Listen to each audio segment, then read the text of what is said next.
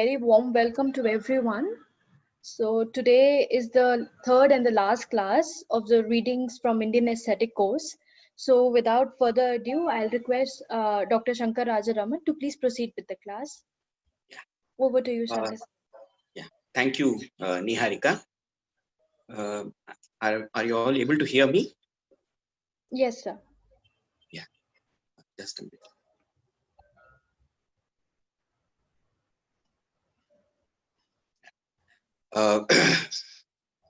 Welcome to all of you for the third class under this course.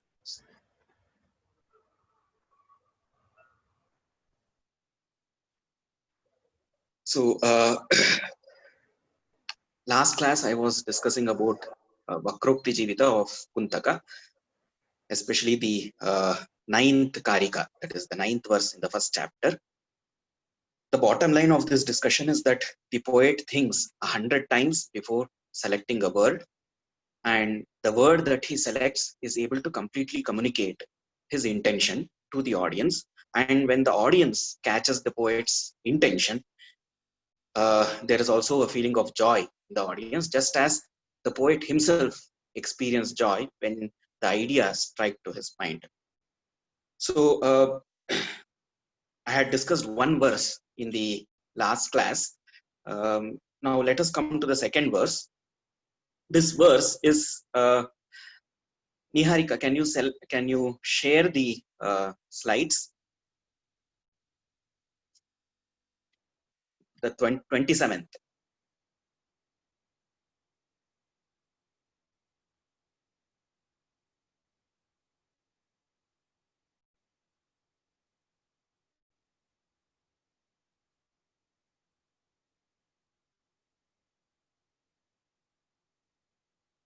Yeah. Thank you. So the verse basically discusses about how when something particular about an object is intended to be communicated, a word that communicates the said particularity alone must be used. And this verse is taken from Kalidasa's Kumara Sambhavam. Let me give a brief introduction to the verse itself. This verse comes in a particular at a particular context when Parvati, in front of Parvati, Shiva had burned down Manmatha, and then Parvati realizes the futility of pursuing Shiva with her physical beauty alone, and decides to perform austerities, tapas, in order to win the heart of Shiva. And when she is performing these difficult austerities, Shiva decides to test her love for him, and he comes in disguise in the form of a brahmachari, and he says a lot of bad things about Shiva in front of Parvati, and this is one of those verses where Shiva himself, who has come in the disguise of a brahmachari, speaks something bad about Shiva. He says, Dvayam gatam samprati shochaniyatam samagama prarthanaya kalapinah kalachasa kantimati kalavatah tvamasya lokasya cha netra kaumudi. So he tells, presently, now, that is samprati, there are two objects that are fit to be pitied. I feel that I have to pity two objects. What are those two objects? One is the digit of the moon, Chandrakala, which Shiva is bearing on his head, and another is you. So the verse translates as, presently there are two objects that are fit to be pitied because they actively seek to unite with the skull bearer Shiva. Which are those two objects? The moon's, the word for the moon is Kalavatah. The moon's bright digit, Kantimati Kala. Kantimati is bright and digit is Kala. The moon's bright digit, that is the half moon, and you, the moonlight of the world. Now, Kuntaka says that none of the words in this verse can be replaced by any other word, which means the poet has selected every word after examining hundreds of other alternatives, and I don't want to go into the details of how he actually does, a poet does. I could speak a little more on being myself a poet, on how actually is it that the poet selects one word after another word and discards this, selects that, etc. I don't think it's such an artificial process that happens. I will not go into the discussion of how a poet actually selects, but then the poet has weighed hundreds of alternatives and has selected the choicest words, and such words which cannot be replaced by any other word. And the description of Kuntaka, I have not added this in the slide, but let me go into it. Why are all these words that the poet has chosen irreplaceable? Because they all convey something very important. Atra Parameshwara Vachaka Sahasra Shabda Sahasra Sambhaveti. Though there are thousands of words that can through which that can communicate Shiva, that can designate Shiva, in spite of all these thousands of words through which the poet could designate Shiva, poet has chosen the word Kapali. Kapali means a skull bearer. So that is also one of the synonyms for Shiva. One of the names of Shiva is Kapali, the skull bearer. He could have chosen several other words. There is Pinaki. He could have used Pinakinaha. There is Shambhu, though it doesn't fit the meter here, but there are so many other words. Shambhu, Sthanu, Pinaki, Treksha, Trilochana, so many other words. But why has he chosen only Kapali of all those thousands of words for Shiva? Because Bibhatsa Rasa Alambana Vibhava Vachaka. Because through this word, the poet is suggesting, actually in the words of Shiva himself as Brahmachari, Brahmachari is anyhow denigrating Shiva. In the mouth of the Brahmachari, the poet has put the word Kapali for Shiva. Why?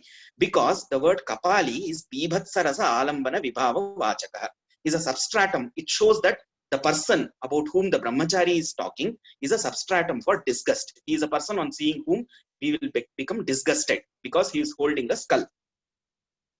Bibhatsa Rasalambana Vibhava Vachaka Shabdo Jugupsaspadattvena Prayujyamanah Kamapi Vachaka Vakratam Vidadati. Next, what are the other important words? Samprati and Dvayam. Samprati means presently, and Dvayam means two objects. Presently, there are two objects that are fit to be pitied. Why presently? The poet says, Yatkila Purva Meka Saiva Durvesana Dushitatvena Shochaniya Sanjarata Samprati Punaspaya Tasyaha Tathavida Duradhyavasaya Sahayakamiva Aradham Iti Upahasyate. Because earlier there was only one foolish object, that is the moon's orbit, the moon's kala, the half moon.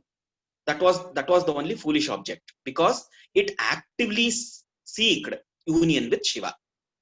Because the moon's digit actively seeked union with Shiva, who is Kapali, who is very disgusting. Therefore, earlier there was only this moon whom I felt pity for. But now there is another. There is somebody else who is as foolish as this moon's digit, and who is that? You. So earlier there was only one object I felt pity for, because it actively sought union with Shiva, who is the skull bearer. But now, because you are also want to actively unite with Shiva, who is the skull bearer, there are two things now for which I am feeling very, very sad, for which I am feeling a lot of pity. And also Samagama Prarthana. So Samagama is union. Prarthana is actively seeking. Basically, Prarthana is to seek, beseeching, voluntarily beseeching the union of Shiva. If it had happened, the poet says, Kakataliya Yogena, if it had happened by chance, we could say, okay, we couldn't do anything in this matter. It happened just because of chance. It was fate that Parvati had to join with Shiva, or it was fate that the moon's digit had to unite with Shiva. So we can't do anything. Like nothing is in our hands, we could have said. But this is not so. You are actively seeking to unite with Shiva by doing tapas. So that actually increases the deplorability of both you as well as the moon's digit. So he says, Prarthana Punaratra Atyantam Kaulina Kalanka Karini. The fact that these two are voluntarily wanting to unite with Shiva makes them much more deplorable. If it had happened by chance, probably they would not be so much deplorable. And again, in the words that the poet uses, he uses sacha for Kala and Twamcha for Parvati. In the choice of those words, also there is a match. It indicates that Parvati is like a correct simile, or the moonlight is a correct simile for Parvati, and they are mirror images of each other. By using those mirror image words itself, Sacha and Twamcha, the poet shows that Parvati and moon, the moon's digit, are mirror images of one another. In this way, the poet is, every word in this verse carries some importance. And also the poet has used the word Netra Kaumudi to designate Parvati, to describe Parvati. She is the moonlight of the world. So by calling Parvati as the moonlight of the world, also he is bringing the moon as well as Parvati close together in this comparison. So coming to the next slide.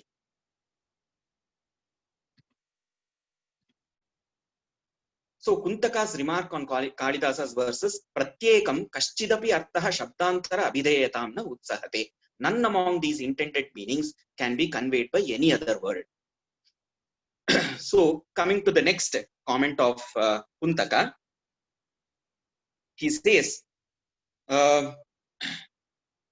Yasmat Pratibhayam Tatkala Ullikhitena Kenachit Parispandeena Parispurantaha Padarthaha Prakrita Prastava Samuchitena Kenachit Utkarshena Va Samachadita Swabhava Santo Vivaksha Videyatvena Abhideyata Padavim Avatarantaha Tathavida Vishesha Pratipadana Samarthena Abhidhanena Abhidiyamanaha Chetana Chamatkaritam Apatyante.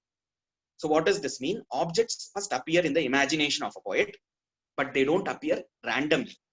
They appear because of some speciality that they carry. For example, a quality they possess, or because of their contextual importance. And subservient to the poet's intention for communicating this speciality, the speciality which I have alluded in the previous sentence, they descend to the level of verbal denotation and finally become denoted by appropriate words. So to put this in a schematic diagram, can you go to the next slide? So what happens is, in the pratibha, in the imagination of the poet, objects appear, but they don't appear randomly. They appear either because of spontaneous highlighting of one of their quality, which is the vishesha, or samuchitena kenachit utkarshena va samachadita prakrita prastava samuchitena kenachit utkarshena va samachadita swabhavaha, because they are of some contextual importance. So there are two visheshas. In one, it is because of their quality. In another, it is because of their contextual importance. And this vishesha is what must be conveyed by the poet through his words. So subservient to this intention of the poet to convey their vishesha, the padarthas, the objects, descend to the level of verbal denotation, and then they become denoted by an appropriate word. Vishesha pratipadana samartha abhidhanena abhidiyamanaha. Samartha means which is capable of denoting that particular vishesha. And what is that vishesha? The one quality or their contextual importance. They descend to the level of verbal denotation, and finally they become denoted by particular words, by an appropriate word. So coming to the next slide, to give an example. So yeah. So this verse is actually about the lion which goddess Durga rides. And this lion is not like any mundane lion. And the poet wants to convey that this lion is something very special. It is not like other lions of the world. The poem is as follows: Samrambha karikita meghashakalo deshena simhasyayah sarvasyaiva sajati matra vihito heva kalesha kila ityashat virada kshayambuda ghata bandhe prasamramdhavan yosau kutra chamakrite ratishayam yatvambika kesari. To translate it, the poet here is telling about the greatness of Durga's lion. And why is it great? The agitation that is expressed by a lion in relation to puny worms called elephants and shreds of clouds is but some little behavior that stems solely from belonging to a species and is therefore common to every lion. So in Sanskrit poetry, it is believed that lions get really angry when they hear to the trumpets of elephants or to the thunder of clouds, because they feel that the thunder of cloud or the trumpet of elephants is a challenge to them, and they become really agitated. So every lion becomes agitated in relation to what? In relation to elephants. But the poet uses the word karikita. Karikita means these are not elephants, these are just puny worms. The lion of Durga is thinking like this. When it is thinking about other lions of the world, it is thinking that these lions get agitated because of puny worms like elephants, puny worms that are called as elephants. And they get agitated because clouds thunder, and these clouds, shreds of clouds, just these are not entire clouds also, these are just shreds of clouds. And the agitation, that is agitation leads to some behavior, and that behavior the poet calls it as hevaka lesha, some little behavior. That agitation is not great agitation, it is just some little behavior. And why do every lion gets agitated? Because it stems solely from belonging to the species called as lion. Because every lion belongs to the species called as lion, they become agitated when these puny worms called as elephants call out, or the shreds of clouds thunder. Thinking like this particular lion, which is the Vahana, which is the vehicle of Kali, vehicle of Durga, he does not become agitated even at the sight of the elephants that guard the directions. Other lions become agitated even by small elephants that are in the forest, but the lion of Durga doesn't become agitated even at the sight of elephants that guard the directions. It is believed that the 8 directions are guarded by mighty elephants. According to the Indian tradition, each direction has a particular elephant, and these are majestic elephants, not like some puny small elephants. So this this lion of Durga doesn't become agitated even at the sight of the elephants that guard the directions, or the thick mass of clouds at the time of apocalypse. The clouds that aggregate at the time of the destruction of the world, the Durga's lion doesn't get agitated even at their sight. And the poet ends by saying, where should this particular lion, the greatest wonder, retire to? Such a great lion has no space in this world. The world has space only for smaller lions who don't have lot of self-respect. The great self-respecting lion of Durga has no place in this world. Indirectly, actually, the poet is referring to some very a person who has lot of self-respect, and a person who has such great self-respect has no place in this world. The world has place only for people who don't respect themselves. So that is what is the indirect meaning of the verse. But then see the words that the poet has used. He uses the words puny worms to describe elephants. He uses the word shreds to describe the clouds. He uses the word little to describe the behavior. He uses the word solely. He uses the word every to describe the lion. He uses the word thick mass to describe the clouds. What do these tell about? These words are used to tell something about the lion of Durga. What do these words tell about the lion of Durga? All these words marked in blue here say something special about Durga's lion. The word puny worms indicates that Durga's lion has disregard for these elephants. The word shreds indicates that Durga's lion has contempt for these clouds. Every indicates that all these lions are very petty. These are just petty lions, and indirectly it indicates mockery. And the use of the word solely indicates pride of this lion, of Durga's lion. Little indicates regarding that the behavior is very insignificant. Thick mass indicates that the clouds are not some simple clouds, but these are very preeminent clouds, the clouds that appear during apocalypse. So every word here tells something about the lion which is being described, that is the Durga's lion. So coming to the next verse.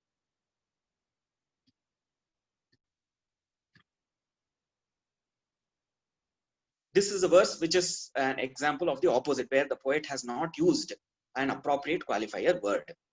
This verse probably belongs to Varahamihira, has been quoted as a verse by Varahamihira, the astrologer, Jyotisha. Yatran ullikhitakhyameva nikhilam nirmanametad videhe utkarsha pratiyogi kalpanamapi nyakkara koti para should have been para. Yata pranabhritam manoratha gatir ullangya yat sampadah tasyabhasa mani kritashmasmaneer ashmattvameva uchitam. So here the poet is telling about a particular gem called as Chintamani. This is a fabled gem which yields whatever you want. So it's a wish yielding gem basically. And he is comparing this wish yielding gem to other gems and wants to actually convey something very special about this wish yielding gem. And what does the verse say? With respect to whom the entire creation of the creator is not worth its name. So once this wish yielding gem was created, everything that the creator created receded to the background. Everything else that the creator created was not even worth its name. After the creator created this gem, it is such a great gem that it put everything else into oblivion.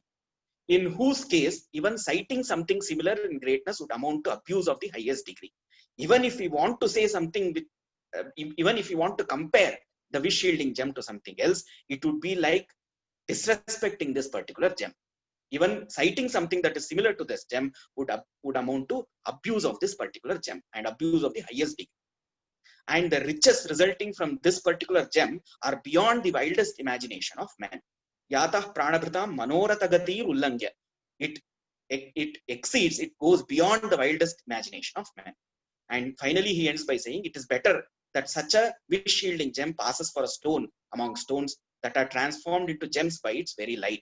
So when this particular gem sheds its light on stones, those stones themselves become gems. It is such a fabled gem. It's a gem of such greatness that it converts even stones into gems. But then the poet says, let such a wish yielding gem pass for a stone itself among stones, because such a wish yielding gem will never be recognized by the world. The world will think of even such a gem as just a stone. So here also the poet is telling about another person, but indirectly he is telling. So here the Kuntaka finds a fault. He says tasya abhasamani krita ashmasu. So abhasamani krita ashmasu, he says that the poet should have used matra after the word abhasa, because it indicates the poet has to actually say mere light of this particular stone, particular gem will convert stones into gems. But the poet has not used the word mere. Unless he had used, if he doesn't use the word mere before light, the speciality of the wish yielding gem does not come across. So he had to use the word matra, abhasa matra. Abhasa matra means mere light. But he has not used the word matra, and that is why this verse is lacking. And he actually gives an alternative reading also, where he has incorporated the word matra.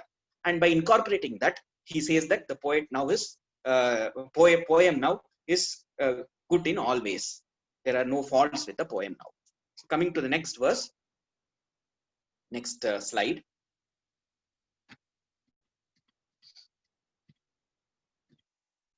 So what the poet says is, okay. So यद्यपि पदार्थस्य नानाविध धर्म खचितत्वं संभवति, तथापि तथाविधेन धर्मेण संबन्धः समाख्यायते, यः सहृदय हृदयाह्लादमाधातुं क्षमते, तस्य च तदाह्लाद सामर्थ्यं संभाव्यते, येन काचिदेव स्वभाव महत्ता रसपरिपोषाङ्गत्वं वा व्यक्तिम् आसादयति. So though an object possesses manifold qualities, an object possesses innumerable qualities or manifold qualities, the poet describes it as possessing that one particular quality through which an unusual greatness in that object's very nature can be foregrounded, or an aesthetic emotion can be enriched, rasa can be enriched. So he selects only that quality of that object through which that object's greatness can be brought out, or by describing which quality the aesthetic emotion that the poet wants to enrich can be enriched. To give an example, he uses this particular verse. Tamshtra pishteshu satya shikarishu nakrita skandakandu vinodah sindhushvangavagaha khurakuharagalat tuchatoyeshu naptah labdah patalapanke. I think there's something wrong there. Naluthana ratayah potra matropayukte yenodhare dharitryaha sajayati vibhuda vikbhitecho varaha. The verse describes the boar incarnation of Vishnu. You know the 10 incarnations of Vishnu. One of the incarnation is the Varaha Avatara. And the poet says how Varaha is not like some other worldly boar, some other worldly wild boar. And why? Because this boar, that is Varaha Avatara of Vishnu, is all pervading. And because it is all pervading, it is not able to do things which a normal boar would do. So let me read out the translation. Next slide. Yeah. So you know, boars scratch their back against stones. This Varaha was so all pervading that he could not scratch his back against the mountains, because they were pulverized by his tusks. As soon as his tusks touched these mountains were reduced to pieces. And therefore, every other boar can scratch its back against stones, but Varaha couldn't scratch his back against the mountains. Boars plunge into water and bathe in water, but Varaha, Vishnu, who took the Varaha form, could not bathe in the oceans, because the shallow waters of the ocean disappeared in the deep furrows of his hooves. And boars roll over the slush, and that is what normal boars do. But Varaha couldn't roll over the slush, because the slush of the nether world of Patala could cover only the tip of his snout. So whatever other boars could do, Varaha couldn't do, because of his mighty form, because he was all pervading. And hail him, the great boar, whose wish was thwarted. Why? Because of the all pervasiveness of his form. Now, is he actually praising Varaha, or actually is he feeling sorry for Varaha? Because Varaha is not able to do what all others boars would do. The poet says, no, he is actually bringing out something great in this Varaha, which is not found in all other boars. Here, all pervasiveness is that special quality which, by obstructing the emergence of all other qualities that are natural to a boar. What are those all other qualities? Scratching the back against the mountains, bathing in the water, or rolling over the slush. All these are qualities which are natural to a boar. But what has happened here is, all pervasiveness is that special quality which, by obstructing the emergence of all other qualities which are natural to a boar, this all pervasiveness actually highlights the greatness of this boar which is being described, that is greatness of the Varaha Avatara which is being described. So coming to the next verse, somebody wants me to describe talk about the concept of Sahridaya. Maybe I will do that after the talk, or maybe I'll message. This requires a long description, so I'll probably message. Please wait. So coming to the next verse, where the poet describes a quality because it enriches the mood that is being described, enriches the mood that the poet wants to bring in his poem. So this verse is taken from Raghuvamsha of Kalidasa. The verse is as follows: Tam abhyagaccha druditanusari munih kushedhma haranayatah nishada viddhandaja darshanottha shlokatvam apadyata yasya shokah. The sage, having gone to collect kusha grass and firewood, pursued the cry and reached her. Her here refers to Sita, who has been banished by Rama. And how does he describe the sage? He doesn't say sage Valmiki. Kalidasa doesn't name the sage. He just says the sage and describes the sage. What does he say? The sage whose sorrow resulting from watching a bird wounded by a hunter transformed into poetry. Such a sage, having gone to collect kusha grass and firewood, pursued the cry of a lady and reached that lady, and that woman was Sita. Here the poet, instead of using the sage's proper name, that is Valmiki, chooses to instead describe his quality. And what does that quality say about the sage? It tells that the sage feels sad for others' suffering. A sage who could feel sad for even a bird being killed, can he not feel sadness for Sita, who is a fellow human? So this word itself shows that the poet, the sage, has this quality, this special quality of feeling sad for empathizing with others' suffering. And therefore, the poet uses this particular description for the sage rather than saying sage Valmiki. through such description, he enhances the pathos of the current situation. The pathos stems from the fact that Sita is being abandoned by Rama. So the entire situation is one of pathos, and this particular description of the sage fits very well into this mood of pathos. So coming to the next verse, there are two more verses. So this is a verse taken from Kalidasa's Meghadutam, which many of you must have heard about, where the cloud is appointed as a messenger to convey a message from a yaksha, a semi-divine being, to his wife. Yaksha is in Ramagiri, in the mountain Ramagiri, and his wife is in Alaka, Alaka in the Himalayas, and they are separated because of some bad fate. And the yaksha sends a messenger, the cloud, as a messenger to his wife Yakshi. And this is a particular verse taken from that Meghaduta. So the verse is as follows: Bhartur mitram priyam avidhave vidhimam ambuvaham tat sandeshad hridaya nihitad agatam tvat samipam yo vrindani tvarayati pathi shramyatam preshitanam mandrasnigdair dhvanibirabala veni mokshotsukani. And this is in fact a very carefully crafted description of an object's qualities, and it is so well crafted that it can lend meaning to the entire work. The verse can say how the cloud is the appropriate messenger, and that is why the entire poem has been named as Meghaduta, because the most appropriate messenger in such cases would be a cloud. And this entire verse tells about what is so great about the cloud that it could become a messenger. So the verse translates as follows. I'll just read the translation first and go into the description of Kuntaka about this verse. O unwidowed girl, avidhave, know me to be a cloud. Mam ambuvaham vidhi, know me to be a cloud. Your husband's dear friend, Bhartuhu priyam mitram. I have come to you with his message.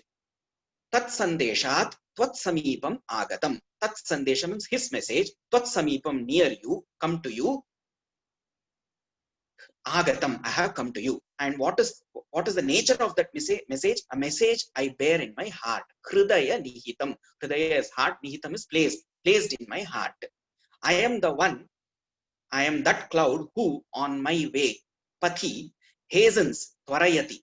Tvarayati in the third line. Hastens, hordes, vrindani. Hordes of tired shramyatam, travelers, preshitanam. How are these travelers? These are husbands who have gone to a different place. They have left their homes and gone to a different place for some business, and therefore their wives they are separated from their wives. And how are these travelers? Eager to loosen the matted locks of their helpless wives. Abala. And Vedi moksha utsuka means loosen the matted locks. Why matted locks? Because there was a tradition earlier that when the husband leaves the wife and goes to a different place, the wife shouldn't braid her hair. She should let her hair down and not braid it. And with time, because the husbands would come after several years, the hair would get matted, and the husbands would come and loosen these matted locks. So, and I do so. How does the cloud do this? How does the cloud hasten hordes of tired travelers to their houses? I do so with my deep, not just deep, but also agreeable thunders. So here, let us see what Kuntaka says. Atra prathamam amantrana padartha tad ashvasakari parispanda nibandana. By saying avidhave, unwidowed girl, the poet is giving solace to the girl, solace to Yakshi. Just at the beginning of his message itself, he is giving solace. The cloud is giving solace to the Yakshi by calling her avidhave, unwidowed, which indicates that nothing bad has happened to her husband. Her husband is hale and healthy. Now, Bhartuhu mitram, so your husband's friend. So I am someone you can trust. Because I am your husband's friend, I am someone who can trust. Not just that, he is not just Bhartuhu mitram, not just husband's friend, but he is Bhartuhu mitram priyam. He is the cloud is husband's dear friend. So by using the word dear, it indicates that there is increased trust. And then he uses the word Tachana Samanyam Priyam iti Vishramba Katha Patratam. Then Hridaya Nihitat, he uses the word Hridaya Nihitat, which means placed in the heart. And what does that indicate? Because it is placed in the heart, I was very attentive in listening to this message of your husband. No word that came out of his mouth will escape me. I will deliver the entire message in completely without even omitting a particular word, because it is Hridaya Nihitam. It is placed in my heart. So then what does the poet say? Nanu cha anyaha kashchidevam vida vyavahara vidakta buddhi katham na niyuktaha. Why is it that the poet did not employ somebody else instead of the cloud? Because there is something special about the cloud. What is that speciality? Ambuvaham iti atmanha tatkarita vidhanam dhyotayati. By using the word ambuvaha, he says that there is some speciality in me. Just because of the fact that I'm a cloud, I'm special when compared to all other messengers. And what is that? Yaha proshitanam vrindani tvarayati. So this belief is there that travelers cannot bear to hear the thunder of clouds. As soon as they hear the thunder of clouds, they remember their wives and they have to rush to their wives, separated travelers. So that itself makes the cloud an important candidate for becoming a messenger. And not just common travelers. These travelers are Shamyatam. These are already tired because they are travelers. But even tired travelers, I make them rush to their houses. And it is not just one traveler or two traveler. He uses the word horde. Not just horde, he uses the word hordes. He uses a plural of horde. Not just a group of travelers, but groups of travelers, which indicates he has done this many, many times. And there is a lot of practice in doing this.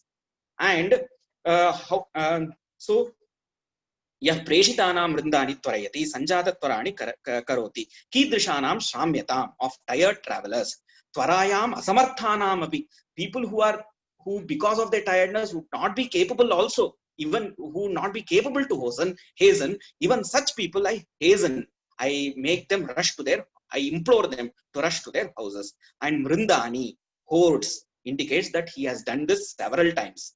And how does he do? He does this with mantra sniktaihi, with thunders which are deep but at the same time agreeable. So people who have a deep character, we think that they are not approachable. And people who are very approachable, we think that they are not deep in character. But the cloud is at the same time, its thunder indicates that it is both deep in character as well as it is very agreeable. So it is approachable as well as very deep in character. So the poet says every word this. And where does he do? He does this pathi. Pathi means just on my way. This is just side business for me. My actual business is to reign on the world. My actual business is to help farmers or reign on the world. My actual business is to provide water to the world. This is just my side business. I just do this as I travel on my path. So there is so much of choice that the poet has done in putting every word. So, and finally the word abala. There are hundreds of words for conveying woman or lady in Sanskrit. You have Mahila, you have Vanita, you have Angana, you have Sutanu, you have Subru, and whatnot. Hundreds of words are there for women.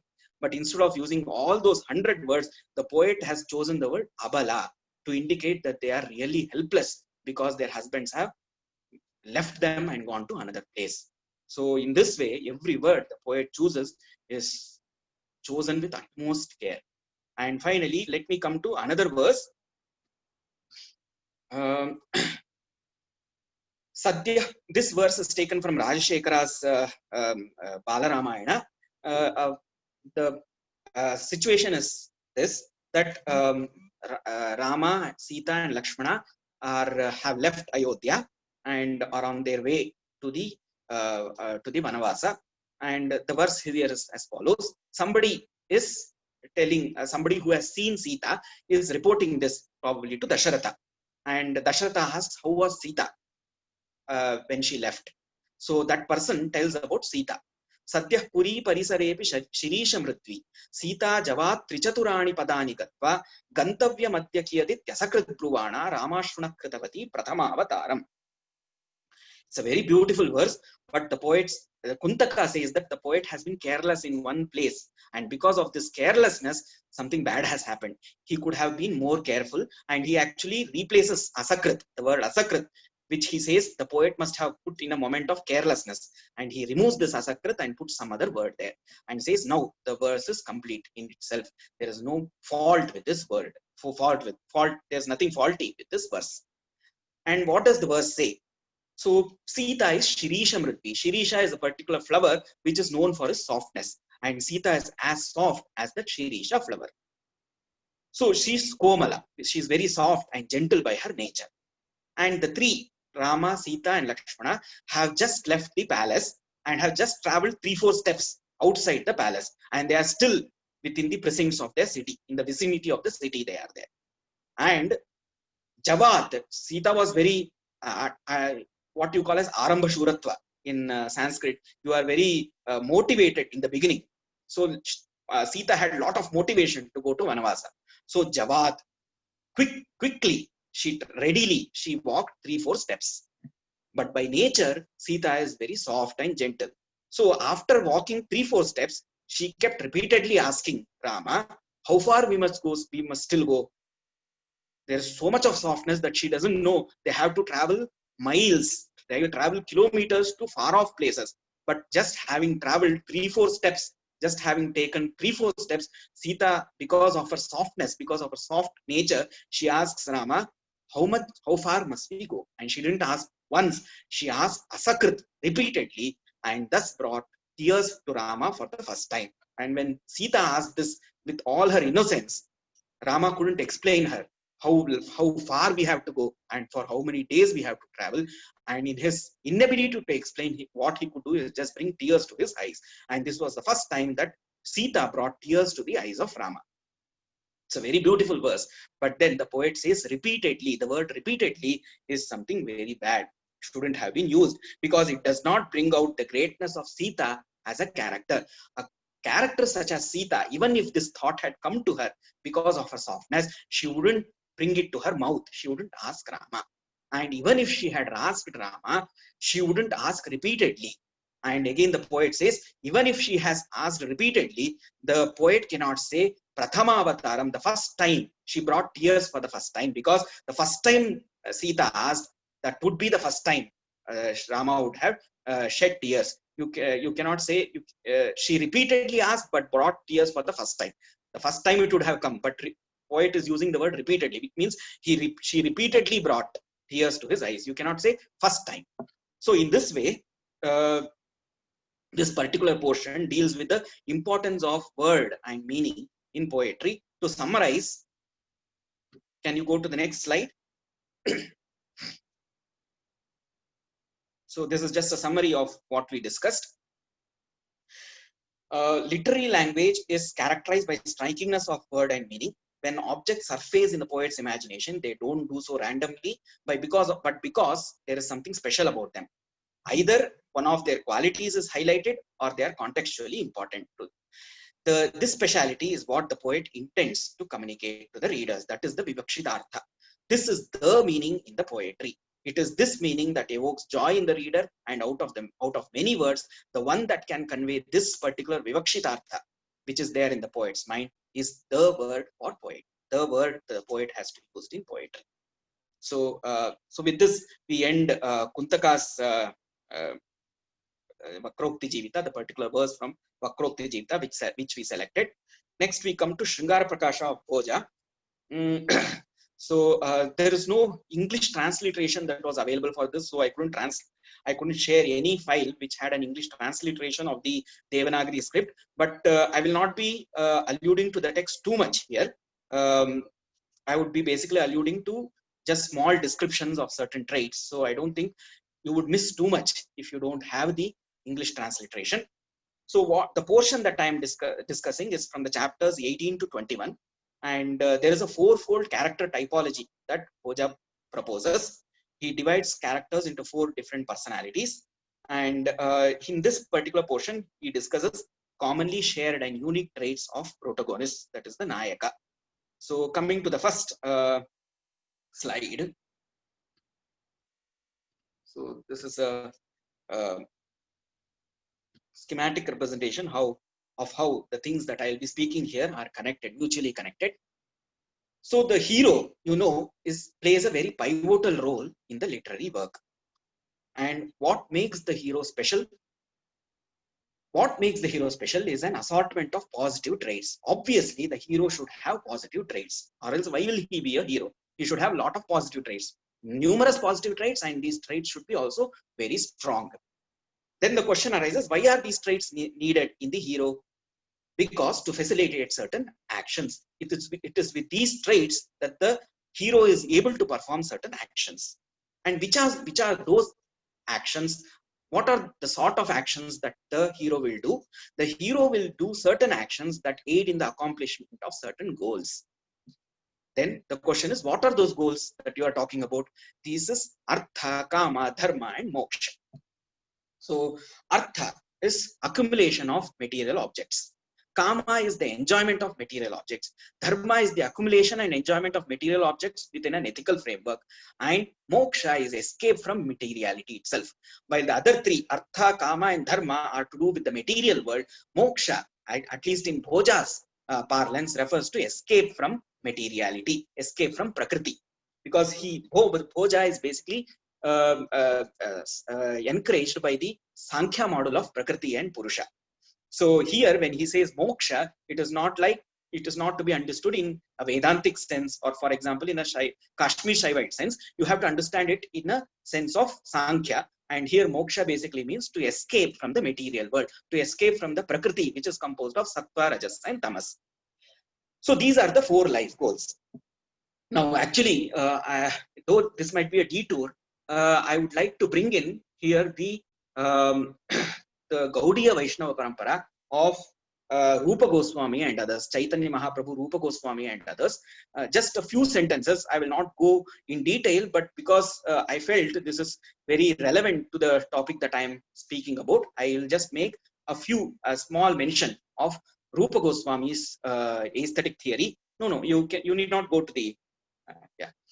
So the hero, the Gaudiya Vaishnavites were basically thinking about, they had this particular question in mind, which I think the other aestheticians didn't have. We all know from personal experience that there is a lot of aesthetic joy when you enjoy a performance, you watch a movie, you listen to music, you read a good piece of literature. We all know that. But none of them asked if this rasa experience, this rasananda, could be brought out of the confines of a literary work, or if it could be brought out of the confines of theatre.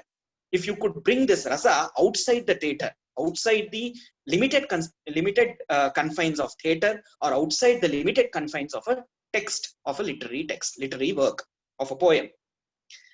I think this was the question that Rupa Goswami and others asked. Is it possible to have this rasa experience 24/7 in our day-to-day lives? Then they thought, okay, rasa basically depends upon the hero. Hero is the pivotal role, who plays a very pivotal role in the literary work. Is there such a hero in real life? A hero whose drama we could enjoy 24/7. Then the question is, such a hero should be an eternal hero. If a hero in the real life has to provide you with rasananda 24/7, this should be a hero who never dies. The heroes of drama, when you, like for example, say Udayana, or Vasavadatta, a heroine like Vasavadatta, or so many other heroes, Vatsaraja, etc. These are there only till the performance is going on. Only as long as you are reading a text, these exist. Outside the text, they are dead. Outside the confines of the theatre, they don't exist. But who is such a hero whom we could find in real life, who could provide us with rasananda for 24/7? Such a hero should be eternal hero. And Rupa Goswami and others within our tradition found such a hero in. And there are 4 different types of heroes, and you can get rasa from all these 4 types of heroes.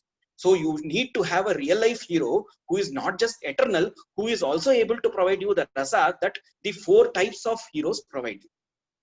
And the 4 types of heroes are mutually mutually at loggerheads, because these they don't coincide because they pursue different life goals.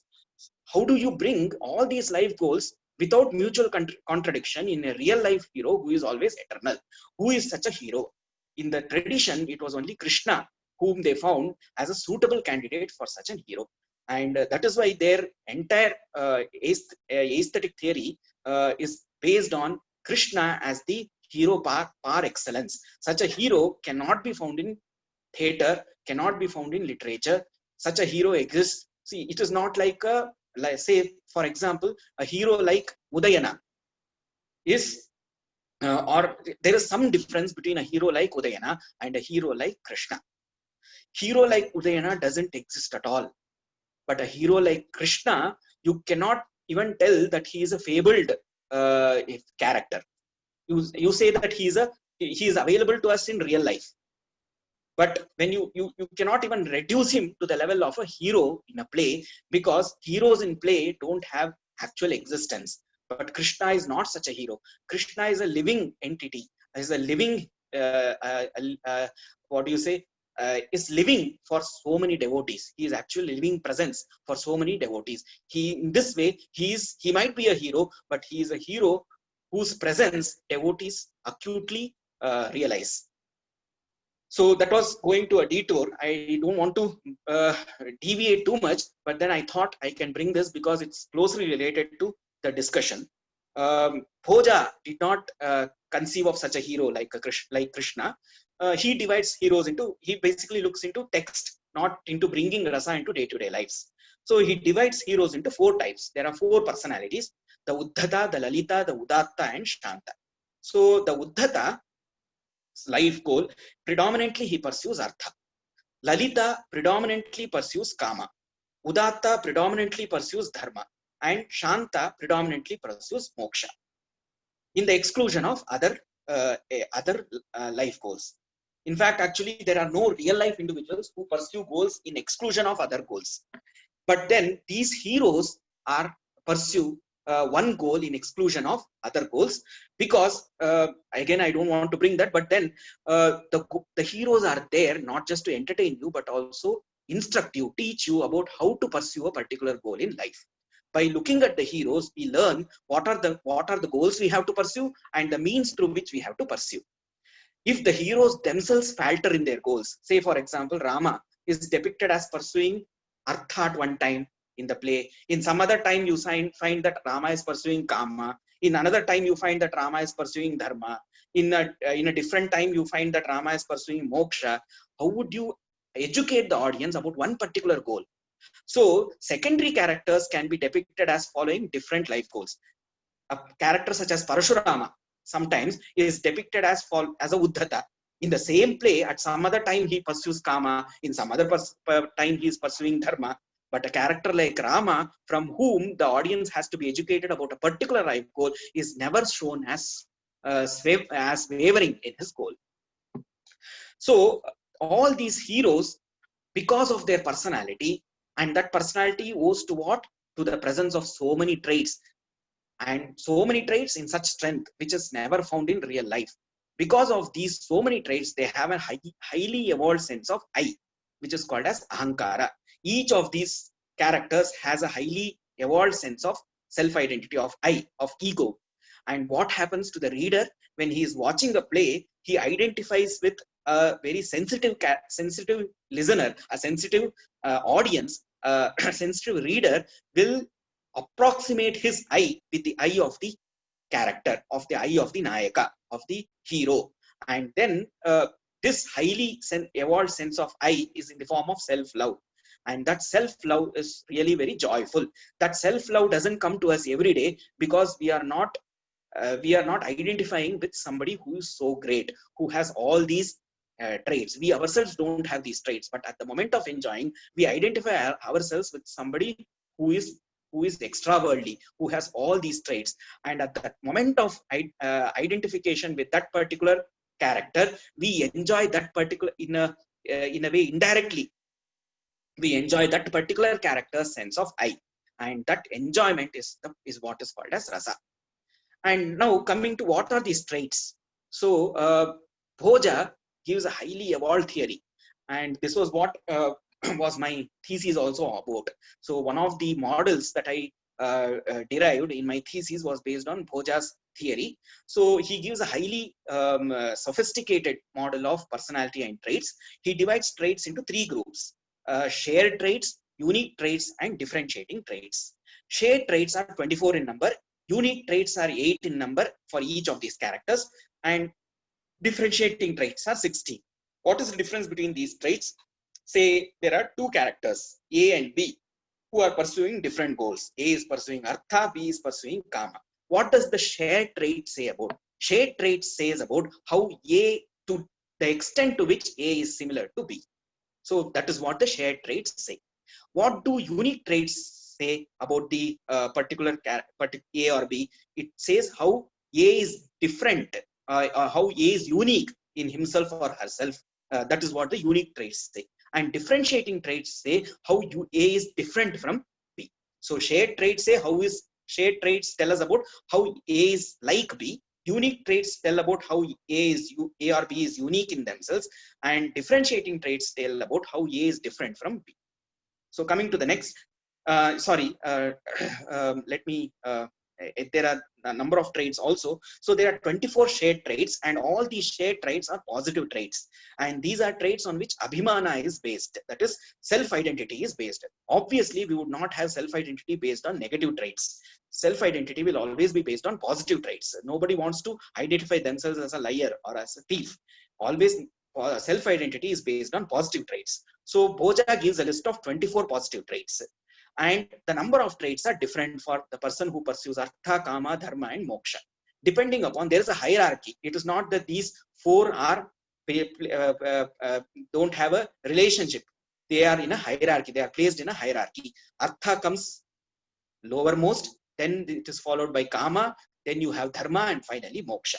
So Artha is like a goal that can be slightly easily attained, while Moksha is a very difficult goal to attain. And so if you have a goal that is easily attained, the paraphernalia for attaining that goal is less. And if you have a goal which is very difficult to attain, the paraphernalia that you need to attain that goal must be very well developed. Therefore, the Artha person whose life goal is to pursue Artha, material accumulation, needn't have all the 24 shared traits, positive traits. It is enough if he has just 12 to 18. On the other hand, Kama requires 18 to 24. Dharma and Moksha require the entire assortment of 24 traits, entire assortment of 24 shared traits. Then you might ask, what is the difference between Dharma and Moksha? So the difference is that though they are similar in possessing the same number of shared traits, they are still unique because of the presence of their particular unique traits. So there is still a difference between the person who pursues Dharma and the person who pursues Moksha. So coming to the next slide, there are certain questions that are propping up. Sorry, because I had to finish a larger ground today. I am hurrying. I'll look into these questions later. So this is a schematic representation of how character, personality type, personality related life goal, goal congruent object, object directed action, action relevant traits, and well-being are linked in Bhoja's model. So the first two, past action and unseen merit, are in the territory of theology. So if you want, you can believe, you needn't believe also. But then what Bhoja says is past action, good actions lead to certain unseen merit, which is called as punya. And because of this punya, a person is born as an empirical self. So let us begin with this empirical self, the self that is existing in front of us in this world. So such a self has a particular personality type. And that personality type has certain traits and also has a certain goals. So I told that there are 4 personality types. Each personality type has certain life goals, and each personality type also has traits that are tailor-made for achieving those life goals. And those traits are necessary because they lead to actions. What sort of actions? These are actions which are goal relevant actions. That is, actions that are directed at goal congruent objects. So these actions, as you know, can be either successful or unsuccessful. It is not that all actions will become successful. So in some characters, what happens is their self-identity is based on trait-based self-identity. In some other characters, for example, the Dharma character, the self-identity doesn't come from Actually the Dharma character possesses all the 24 traits, but such a character's self-identity does not stem from those traits. The character doesn't think I am a person who is very brave, I am a person who is very intelligent, I am a person who is who is educated in the arts. He doesn't think like that. His sense of self-identity comes from action, and the sense of self-identity that the character who pursues artha and kama comes actually from their traits. So a person like Ravana would consider himself as, his self-identity would be in the form of I am brave, I am beautiful, I am handsome, and such. It will be based on those traits. But in case of Rama, it will not be based on those traits, though all the traits are actually present. But it will be based on the actions that stem from those traits. So if the actions are successful or unsuccessful, so in the case of actually Udatta characters, etc., actions will always be successful. But even if we take that it is not successful, even if the action is not successful in accruing the goal congruent object, there will be no loss of well-being, because the well-being actually there depends upon performing an action, not obtaining the fruits of the action. Even if the fruits are not attained, because the actions are performed, the action-based self-identity in cases like Rama, etc., will not be affected. But on the, and again, if it is successful, even in cases where, for example, Artha and Kama, if it is successful, obviously trait-based self-identity will be positively affected. On the other hand, if the action is unsuccessful, by unsuccessful, what I mean is that the goal congruent object is not attained. If the goal congruent object is not attained, you could either have ill-being or you may not have ill-being, depending upon the character. A character such as a dharmic character or a character who pursues moksha will not have ill-being in spite of the action being unsuccessful. In fact, the action will always be successful in case of such characters, because they have something called as prajna, which the characters who pursue artha and kama don't have. And this prajna ensures that the action is always successful. Even if it is unsuccessful, there will be no ill-being in such characters, because their self-identity stems from performing the action, and they have performed the action. On the other hand, in cases of artha and kama, it will always, if it is unsuccessful, if the action is unsuccessful in accruing the goal congruent object, it will negatively affect the self-identity.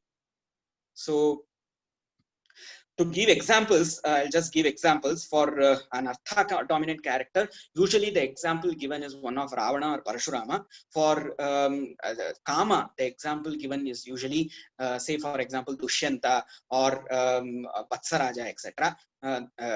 Udayana, who is also called as Vatsaraja. Then you have, for example, an example of a character that pursues dharma would be Rama. An example of a character which pursues moksha would be Jimutavahana. So a person, so this is also important, that you cannot show a person who has attained moksha on stage, but you can only show a person who is in the process of attaining moksha. Because when you attain moksha, there are no actions that are performed, because one is completely free of the material world. So because our actions are directed at the material world, a person who is free from the material world will not perform any actions. So a mukta, a liberated person, cannot become a character. It is only a person who is seeking liberation that can become a character, because a liberated character cannot be shown on the stage, because everything on the stage depends upon action, and a liberated person does not perform any actions. So coming to the next slide.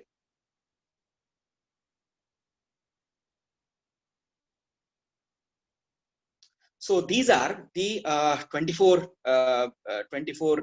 commonly shared traits that Bhoja discusses: exalted birth, jati; exalted lineage, that is Anvaya; exalted kinship, Abhijana; and exalted nationality, Nivasa; exalted habitation, Aspada; exalted position, Pada; exalted filial connection, Pitarau; skill, Dakshya; artistic aptitude, Kala Vaidagdhya; shrewdness, Chaturata; physical beauty or exalted physical appearance, Rupa Sampat; sex appeal, Saubhagya; generosity, Tyaga; absence of self-depreciatory talk, Adina Vakyata; rhetorical ability, Vagmitva; physical prowess, Shakti; bravery, Shaurya; learning or domain-specific knowledge, Shastrajnata; wisdom, Prajna; superhuman influence, Prabhava; spatio-temporal propriety of thought and behavior, Deshakala Deshakalavabodha, ability to accurately decode others' expressive behaviors, Ingitakaraknyata, exalted enterprise, Maharambhata, and friendship, which is Sauharda.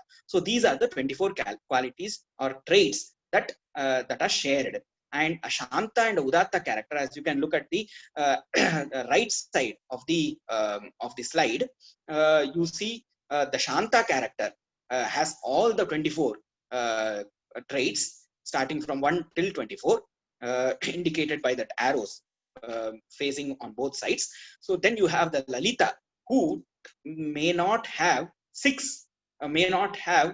from 19 to 23, that is, may not have 6 traits which actually the Udatta and Shanta possess, and he may or may not have. So he possesses 18 to 24. And what are those?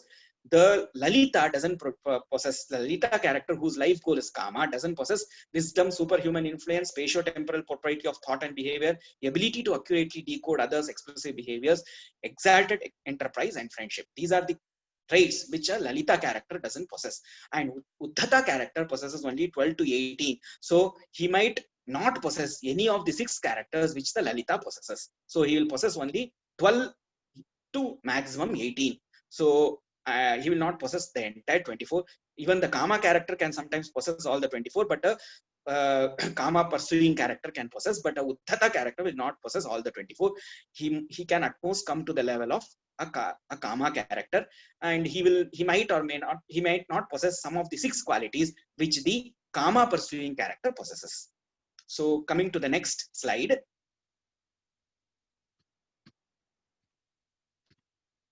So what are the 8 unique characters of Uddhata?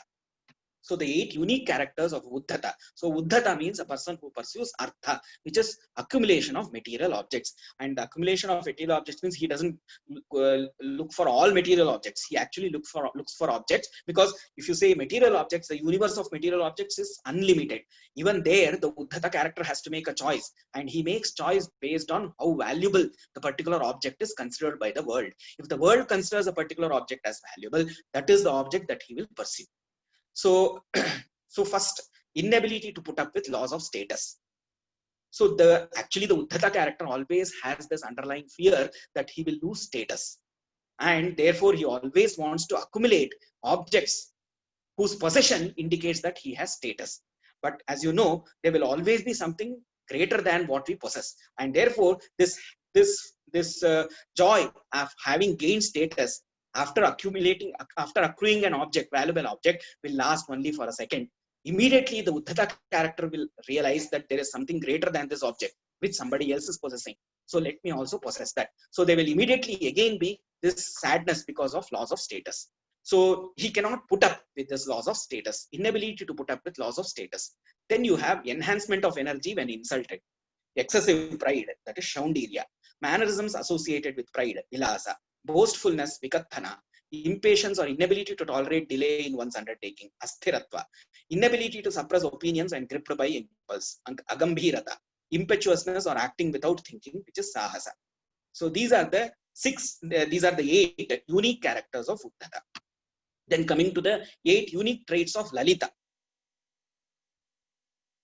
So we discussed 8 unique traits of Uddhata, and now you have 8 unique traits of Lalita, which are these: being well groomed, Suveshata, attractiveness, Sampriyata, youth, Yauvana, liberality in bestowing others with gifts, Sthula Lakshata, pleasing talk, Priyam Vadatva, natural gracefulness in mannerisms, Lalitya, freedom from fury under all situations, Madhurya, fidelity in relationships, especially romantic ones, Dridabhaktita.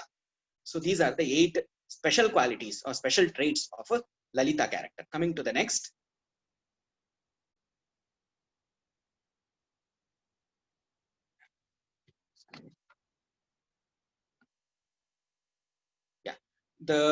Coming to the 8 unique traits of Udatta.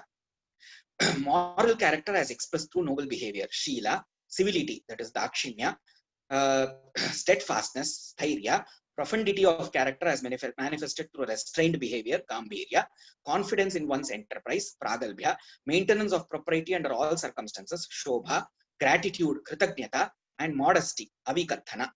You saw Vikathana under the Uddhata character. Now you see something which is just opposite in Udatta, that is modesty, Avikathana. You saw Asthairya there in Uddhata character. In Udatta character who pursues Dharma, you actually see Sthairya. There you had Asthairya, here you have Sthairya, just the opposite. Coming to the next slide. So here you have the 8 unique traits of a Shanta character. So first you have tolerance, which is tolerance or ability to suffer without getting angry. Kshama. So these are all translations of what is there in the text. So because I don't have time to actually read out the original, I am just translating. Complete control over one's sensory and motor faculties. Vashitva. Contentment, which is santosha. Recoiling away from sense objects or serenity, which is prashama. Cleanliness, which is shaucha. Guilelessness or straightforwardness, simplicity, which is arjava. Contemplativeness, which is vaisharadya, and disinclination to enjoy worldly pleasures, which is vairagya. So coming to the next slide, this is a comparison of the four personalities: Uddhata, Lalita, Udatta, and Shanta. Actually, Bhoja connects them with certain gunas. So Uddhata is predominantly tamasic, that is, he has a preponderance of tamoguna. Lalita is predominantly rajasic, he has a preponderance of rajoguna. Udatta is sattvic, he has an excess of sattvaguna, he has sattvaguna basically. And Shanta is extremely sattvic, so sattvadreka.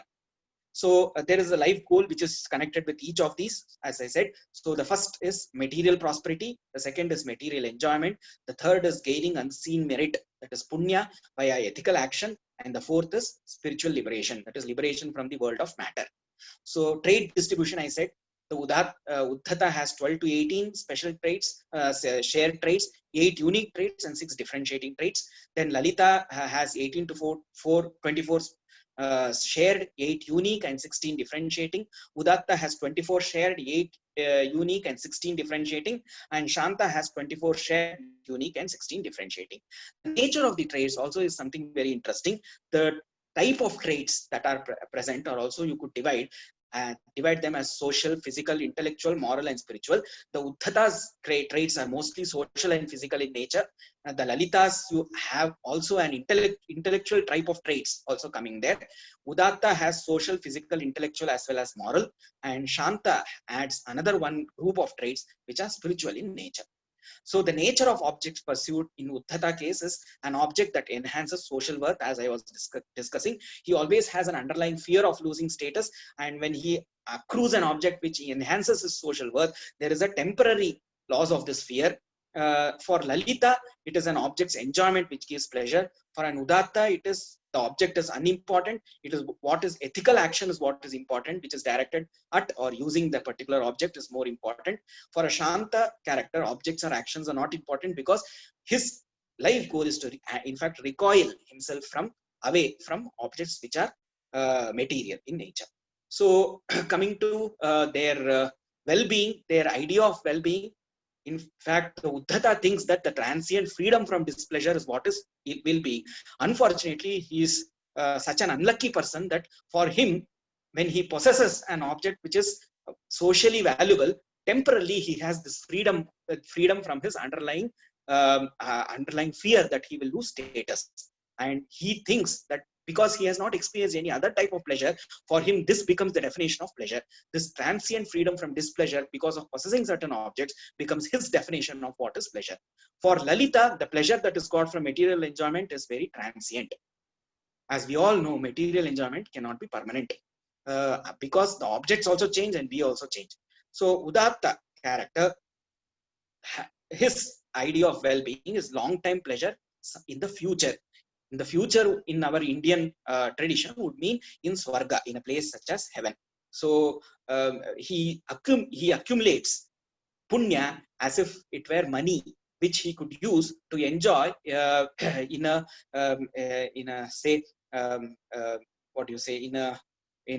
hotel or in a resort. So the entire notion of Swarga becomes heaven, becomes like a resort, and there he doesn't perform any action. Just as when we go to Swarga, just as when we go to a resort, we don't perform any action, but we only enjoy there. In the same way, the person accrues money in the form of punya, and with this punya he gets a place for himself in the resort called as Swarga. And there, having spent all his money for a few days, again is born in this world, in this material world, as another being, and to pursue the final goal of moksha.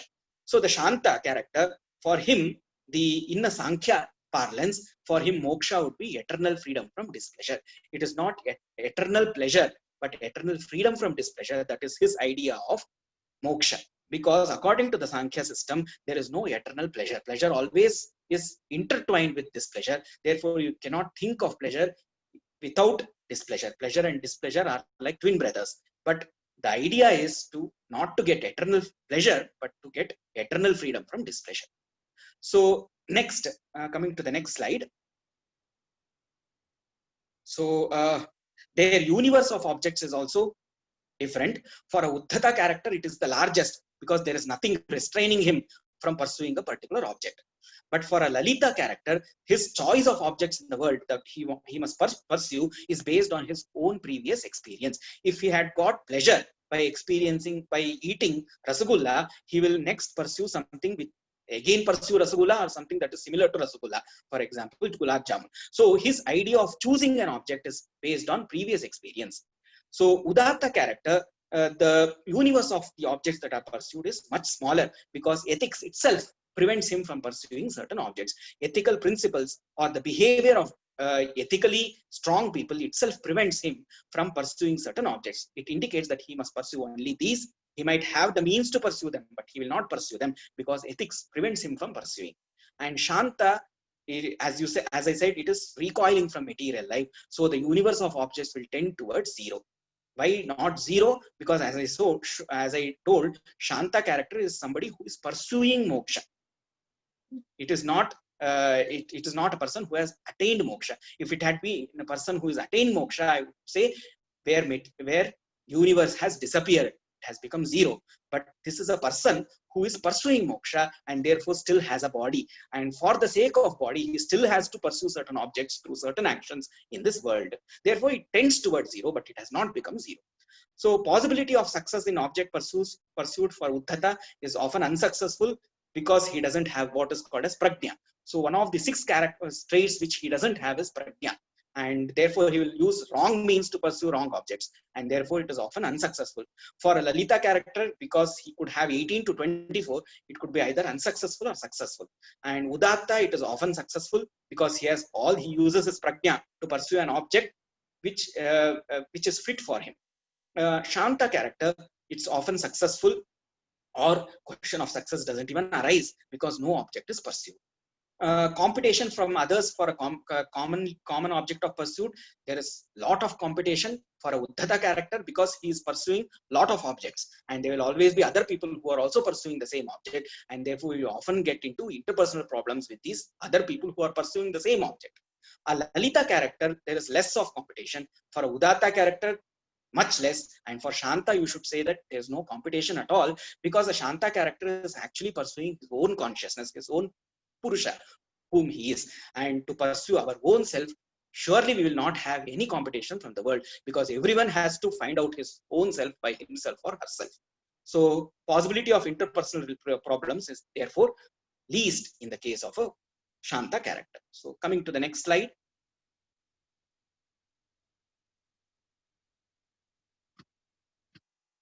So interpersonal relationship problems is what I meant by IPR.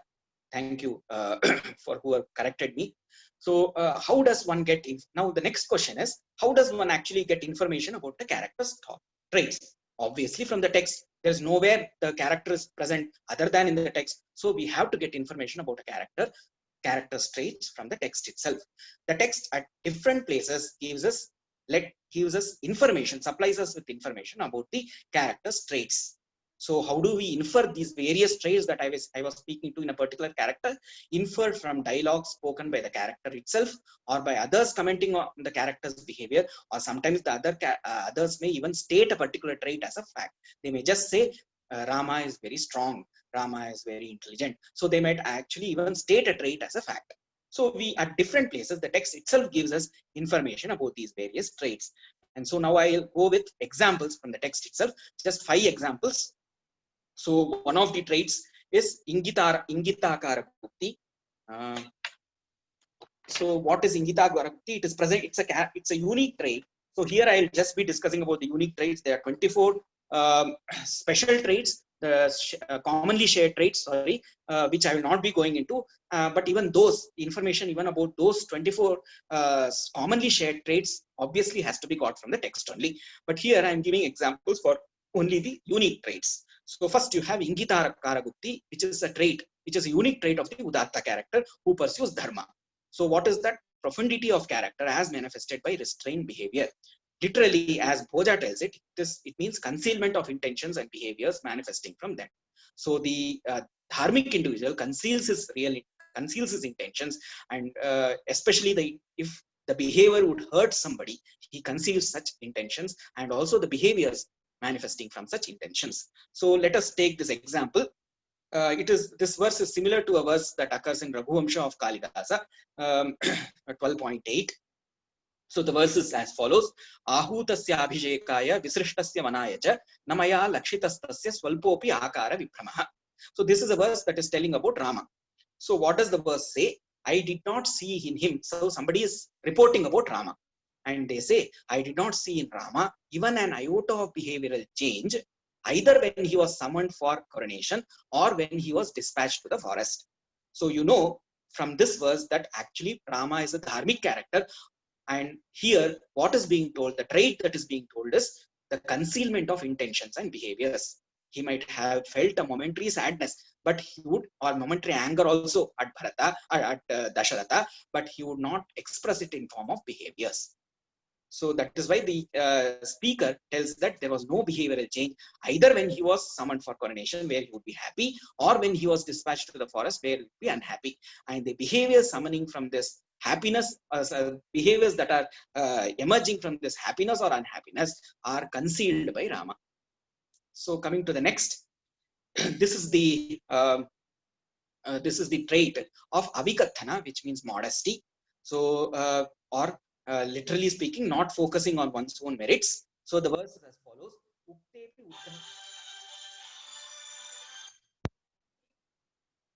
So Uktepi Uddhava Ramabhyam Vaktum Sadasi Naspraha Kim Chandrarka Sanata Dyauhu Khadyote Navagahyate.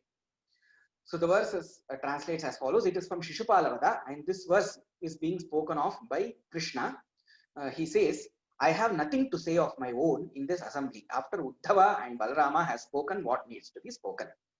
Can a firefly dare to invade the sky, which is brightened by the sun and the moon? Uddhava is like the sun and Balarama is like the moon, and I am just like a firefly. And the assembly is like the sky itself. And when Uddhava and Balarama are brightening the assembly with their words and have told what they have to tell, what and all needs to be spoken, what is there more for me to do? And this would be like a firefly trying to invade the sky, which is already brightened by the sun and the moon. So this indicates the modesty of Krishna. So coming to the next verse, this is of the Uddhata character. The trait that is being spoken of is Astiratva, that is impatience or inability to tolerate delay in one's undertaking. So the verse is Uru Nipet, probably this is by Bhima, and he's speaking about Duryodhana. Uru Nipitya Kadaya Yadinatya Tasya Padena Ratnamakutam Shakali Karomi Deham Nipita Nijadhuma Vijrumbhamana Jwala Jatala Vapushi Jwalane Juhomi. So the verse means, if I do not pulverize his means Duryodhana's bejeweled crown with my foot, after pressing down his thighs, I shall consign myself to fire, flaming fire. And here Bhima is the Uddhata character who is being spoken of. Next you have Priyamvadatva, which is a unique trait of a Lalita character, and it means pleasing talk. And the verse is as follows. It is by Dushyanta, and he is speaking to Shakuntala. Kim Sheetalai Klama Vinodivir Ardravatam Sanchalayami Nalinita Latalakruntai Anke Nidhaya Karabhoru Yathasukam Te Samvahayami Charanau Uta Padmatamrau. So it means, lovely maiden, shall I fan you with the invigorating breeze of the lotus leaves, or shall I place your feet on my thigh and massage them? So this is being said by Duryodhana to his lover, to his beloved Shakuntala. So coming to the next, that is Kshama, which is one of the unique traits of a Shanta character. And Kshama basically means ability to suffer without getting angry. So the verse is as follows: Atathe nuchyamanasya kakkopo yenna tattata tatye chavita kopo yadanuktepi tattata. If something untrue is being said, why get angry? Something untrue will always remain untrue even if you don't get angry. And why get angry? If something true is being said, it would be true even if it was unsaid. So this verse probably is told by a character who is a Shanta character, and the verse itself indicates that he possesses the trait of tolerance. So these are 5 examples I have taken. So with this, I would like to end my talk with a few acknowledgements which I shouldn't forget. Firstly, Nias CSP for giving me this platform to share the little knowledge that I know about Sanskrit aesthetics. Professor Sangeeta Menon for placing so much of a trust on me and always being supportive whenever I wanted to give a talk. Dr. Saurabh Thodaria for actually coming up with this idea that I should take a course on Sanskrit aesthetics, Indian aesthetics, and concentrate on the primary text. Mrs. Niharika Sharma, who has been so patient during these 3 days, monitoring the online, repeatedly, and also answering to several people. Mrs. Ashwini and Mr. Abhishek, who have worked behind the scene. Ashwini sits next to me, and I see her, how dedicatedly and with a lot of interest she works and stays back till 8 to 9 in the evening and completes her work. My various colleagues from NIAS who have always supported my thoughts and discussed with me, such as Rakesh, Meera, Preet, etc. And all the participants who were very well informed. I was really very lucky to get such a platform, lucky to get an assembly of such scholars and so intelligent assembly of hearers, quick to learn, always asking pertinent questions and always goading me to think deeply. And dhanyavadaha. As a Sanskrit poet, I would like to convey finally a dhanyavada to all of you. Thanks a lot. Thank you, everyone. Thank you, everyone.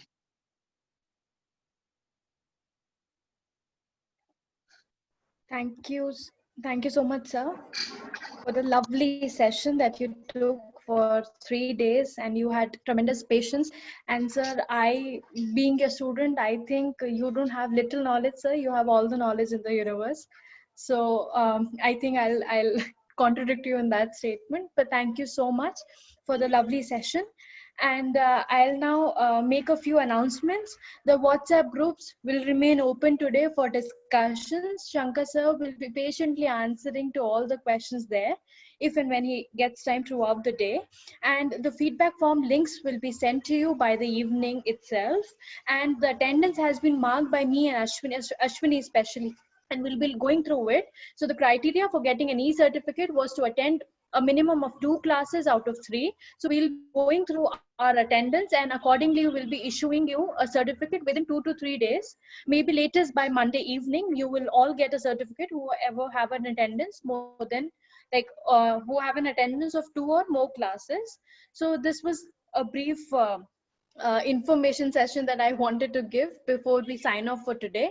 But at the end, I would really thank Dr. Shankar Rajaraman for his incredible PPTs and handwritten PPTs especially, and explaining each and every point so perfectly. And for the people who have asked questions in the chat box, the WhatsApp groups will now remain open till 7, like each session, and you can ask all your questions there. And then Shankar sir will be answering that. If you have any technical questions about the workshop, you can personally message me or Ashwini for the same. We'll be available on our WhatsApp numbers, on the WhatsApp group, and also via emails. So please feel free to contact with us.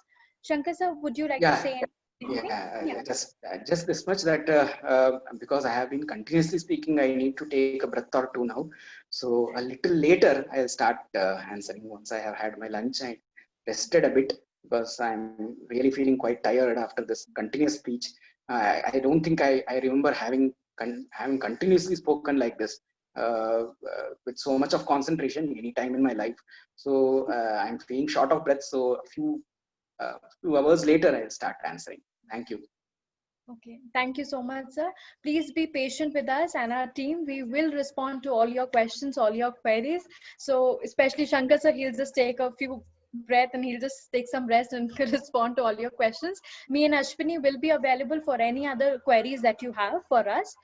So I'll see you shortly on the WhatsApp groups. Thank you everyone for making this course a wonderful success. All the participants, we thank you from bottom of our heart. And on behalf of Professor Sangeeta Menon and Team CSP, we're really grateful for your applications and for you being a part of this course with us and for this amazing 3-day journey that we had.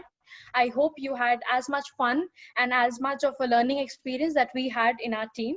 So thank you so much for your participation and a very, very grateful big thank you to Dr. Shankar Rajaraman for being a wonderful teacher. So thank you everyone. I'll see you shortly on WhatsApp groups. Thank you. Thanks a lot. Thank you.